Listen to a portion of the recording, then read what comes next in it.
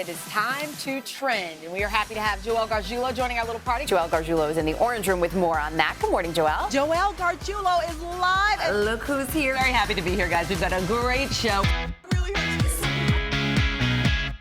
Let's have a little fun for a second and check out Vegas odds. We knew this film was going to be big, but we didn't know it would be this big. Oscar voters showered this movie musical with a record-tying 14 nominations. Will it make history? So in the film, Helen Mirren's character says she knows in one bite if a chef is going to be great.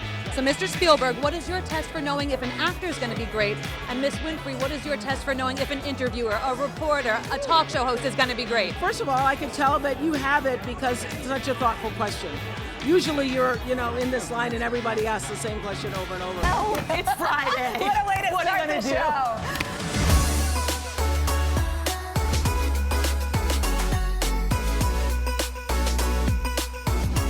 Well, hello, Joelle. Oh, well, hello there. How's it going? It's good to see you. It just appeared all of a sudden. Pop star?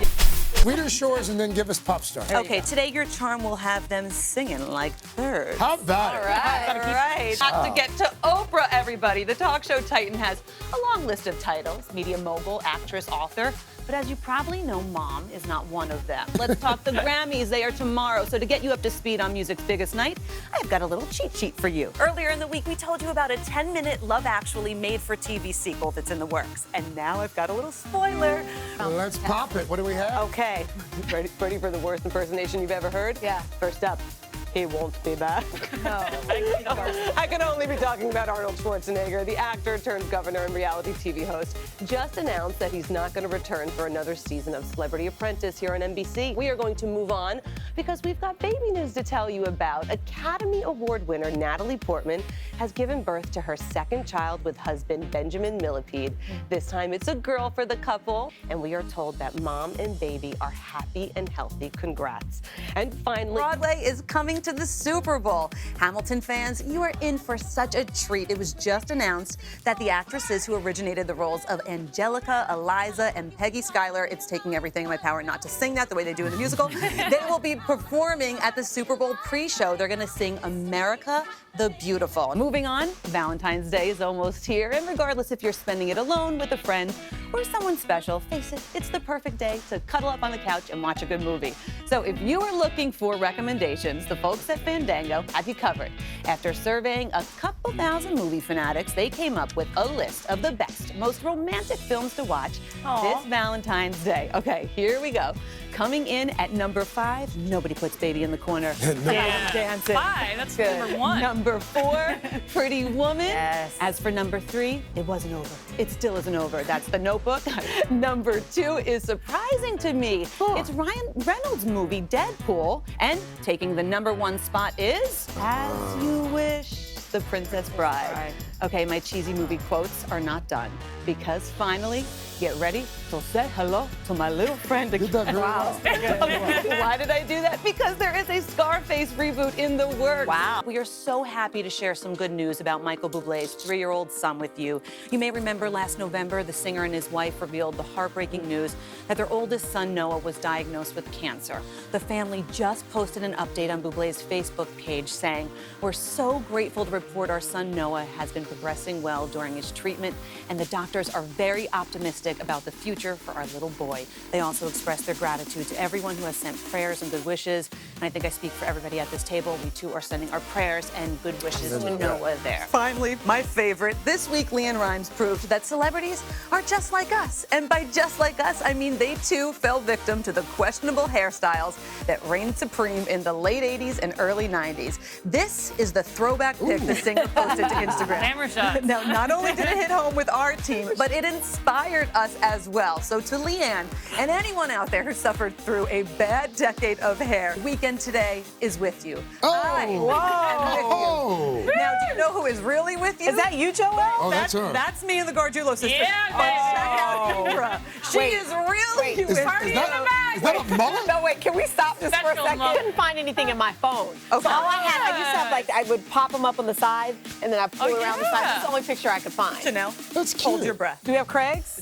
Do we have Craig's? Never one to be outdone. Allow me to present this gem of a picture. Yes! Which I call Craig How Melvin about you keep it down in the and studio? his violin.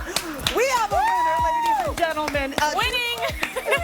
You know, and I love Can you my do the mother. I pose? do. I do love my mother, but she made it really hard for a long time. Can you give us a pose? Really? This is. There we go. Happen to have for you. Convenient. Oh, that's so great. Can we create that violin I know on the set? answers too. No, I'm not playing this.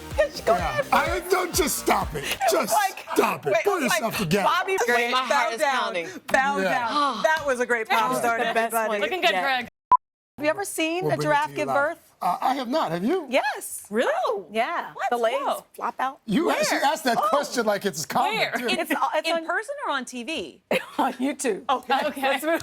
That's what I was like, whoa. Like, Janelle Jones, Here's what are our you, next what are you trending doing on the story. weekend? One time in Kansas, my giraffe gave birth. This morning, how one of the Radio City Rockettes is giving an amazing opportunity to a group of young dancers. We have NBC's Joelle Garguilo back again with that. Yes, I'm back. I love this story. I've got some numbers for you guys. One Rockette, up to 4 shows a day, 300 kicks in a show. That's an average day for Alyssa Epstein during the Christmas Spectacular season. But despite her busy schedule and a grueling year, she took the time out to host a dance lesson of a lifetime for a group of very deserving kids. It's what many little girls' dreams are made of. A chance to be a Rockette for a day.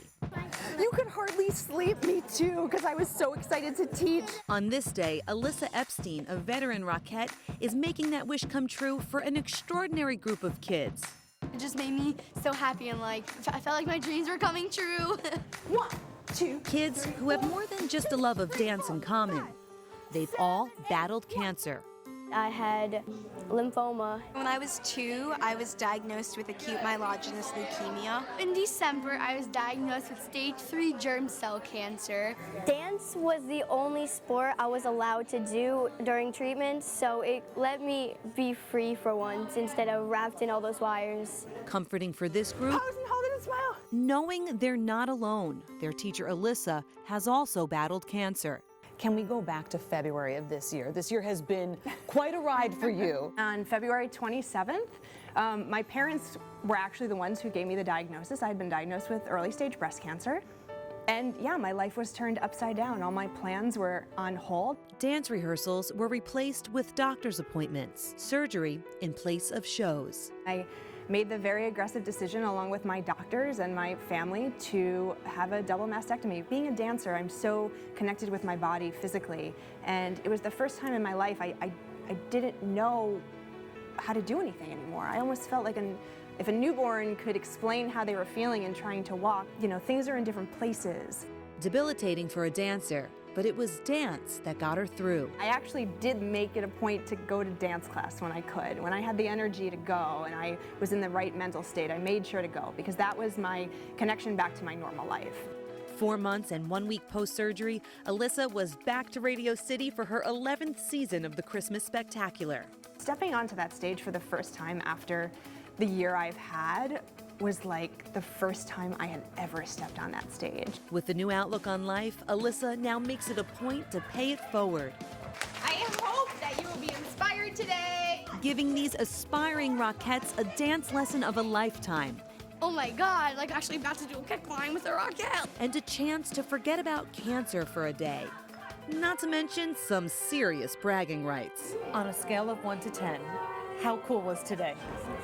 100. Is that exciting? Yeah! This crazy music and it made everyone dance and I just check out my hair and my hair waxed everyone. When I look at these kids, they inspire me to live my life to the fullest because they are fighting the fight and they are winning and they're amazing. And I just want them to know that they can go out and they can be whatever they want to be in life and follow their dreams. Yes. Oh my God, we're so good! I love that. A big thank you is in order to Alyssa and the nonprofit organization Garden of Dreams for arranging that dance lesson of a lifetime and letting us drop in. The How story of the sweet. day. Oh my God. And they can see that she beat cancer and gives them hope, right? That's what meant so much to Yeah. these kids, somebody that they idolize. They all want to be a Rockette. They all want to grow up to be a professional dancer, and to know that someone can go through what they are going through or what they've been through and make it gave them so much hope. It sounds cliche sometimes, but around the holidays, it is a good reminder of stories like that. That you have your health, That's what matters. Jeff, I All was the other thinking the problems go same away. thing. You remember what's important, right? Gratitude. Joelle, thank you. The ballots are tallied, statues shined, and red carpet rolled out, which means the 89th Annual Academy Awards are almost here. So what do you need to know before tomorrow night's show? For that, we turn to Joelle Garguilo. Yeah, I got you guys covered. It's no secret the past 2 years have been clouded in controversy due to the lack of diversity among nominees. This year, the narrative is different. It's all about history that could be made. Add some too close to call categories into the mix, and you have got an award show that is shaping up to be must-see TV. You got the invitation, you got the right address. The most prestigious award in film will soon be handed out. You ready? Of course. To whom? We don't know, but speculating is half the fun. That's a proper introduction. And while the stars ascend on La La Land for the 89th Annual Academy Awards, it's the cinematic love letter to Los Angeles. That's the film to beat. Oscar voters showered this movie musical with a record-tying 14 nominations. Will it make history? I think it will. If it gets more than 11 wins, it dances its way into history. Many experts feel it could get 13. But Best Picture isn't a sure win. What? Come on. Prognosticators say the coming-of-age movie Moonlight could steal La La Land's spotlight. What you looking at me like that for? Then there's Viola Davis. Don't you think I had dreams and hopes? What about my life? What about me? The Best Supporting Actress nominee has been a virtual lock from the second Fences was released. You ought to know it's time. I don't want to know. And all that drama on screen is playing out off screen in the Best Acting categories. For the ladies, it's a 3-woman race. This article will bring you a great deal of attention. Natalie Portman was the early frontrunner for Jackie. Then Elle's Isabelle Huppert picked up speed. However, now it's Emma Stone who's got momentum on her side. I think it's basically Emma Stone's to lose. Duking it out in the closest competition of the night, Manchester by the Sea's Casey Affleck and Fences' Denzel Washington. I think Denzel takes it from Casey Affleck. He directs himself in the movie. What more could this man have done?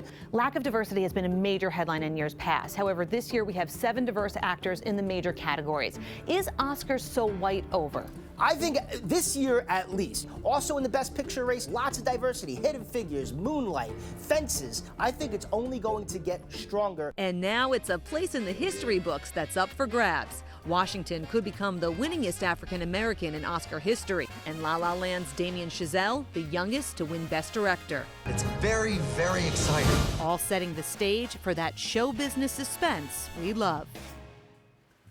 All right, let's have a little fun for a second and check out Vegas odds. According to Vegas, La La Land takes it for Best Picture. They're the favorite. Now, for Best Actress, they say Emma Stone. And for the men, Casey Affleck. I have to say, guys, I don't agree with Vegas on this one. If you've ever wondered why these celebrities walk the red carpet in the first place, Joelle Garguilo has the answer.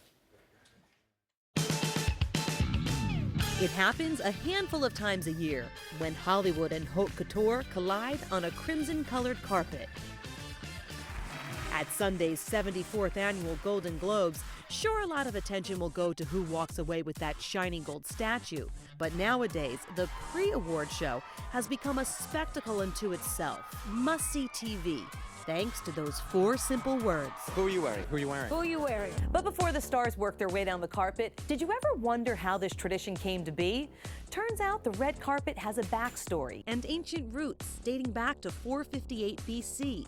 An honorable welcome demonstrated by rolling out a long red carpet, first mentioned in the Greek play Agamemnon. For years, ruby-colored rugs became associated with gods and kings until 1821, when presidents began to walk on red, thanks to James Monroe, the first to use a red carpet. However, it was the train companies that coined the term red carpet treatment. At the turn of the 20th century, they started rolling them out to welcome their VIP passengers. The concept didn't hit Tinseltown until 1922 at a screening of Robin Hood starring Douglas Fairbanks, Hollywood's first ever premiere. Before the days of paparazzi and tabloids, it was the place for stars to be seen and sought out. But in 1995, one woman single-handedly revolutionized it. Is that the pig from Babe coming up? Is that it? Ah! What you're wearing, you really look like a defrocked priest in this one. Joan Rivers, beloved for her humor and honesty, made red carpet spotting a sport. Every time we walk up to you, we're like... and helped launch a new age in mega coverage. I don't think the red carpet would even be close to what it is today without my mom. It was once said that we turned walking into a building into an event. Now, when we hear red carpet, we think of iconic moments from Liz and Marilyn's old school glam to Gwyneth, Halle, and Lupita's award-winning looks. And of course, some more memorable moments from the likes of Cher and Bjork. There's these people that have created these iconic images that will live forever. But don't let all the glitz fool you. Big business is at stake. What stars wear and how they wear it can attract more publicity than an ad ever could. It's the world's biggest runway with the world's most beautiful women wearing the world's most beautiful clothes. From its ancient roots to the golden age and now the glam cam, the world's most famous floor covering is still making history. Hollywood history. For today, Joelle Garguilo, NBC News, New York.